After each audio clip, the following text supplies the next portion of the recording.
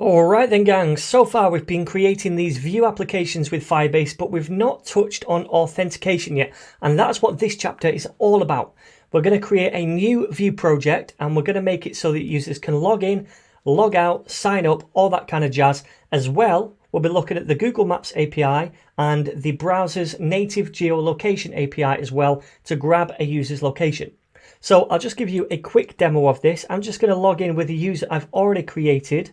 Password is test1234. I'm going to log in and that's going to redirect me now to the home page, which is a map, and it's going to show me the location of all the different users on here. So we can see there's a user there in India, in China, a couple over here in the UK.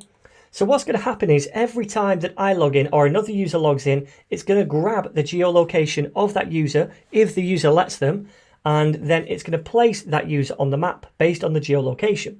Then we can click on these different users by clicking on the thing there, and we're going to see some kind of wall, like a primitive Facebook wall for that user, and we can add comments to that user as well. So I can say, hey dude, and that's going to appear right there and say who's written that comment.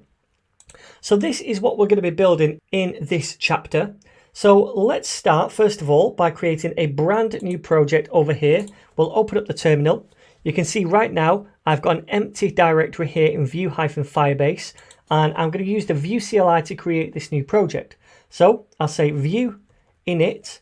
It's going to be a Webpack template, and the project name is going to be called Geo-Ninjas. So press enter. That's going to ask us a couple of options. So first of all, the project name, which is Geo-Ninjas, that's fine. Project description, don't really care about. The author, that's fine. We're going to use runtime and compiler, that's fine. Install the Vue router, yes, we want to do that. No, we don't want to use ESLint, and no for unit tests, and no for this. We'll use npm, and it's going to install this project for us, as well as all of the dependencies.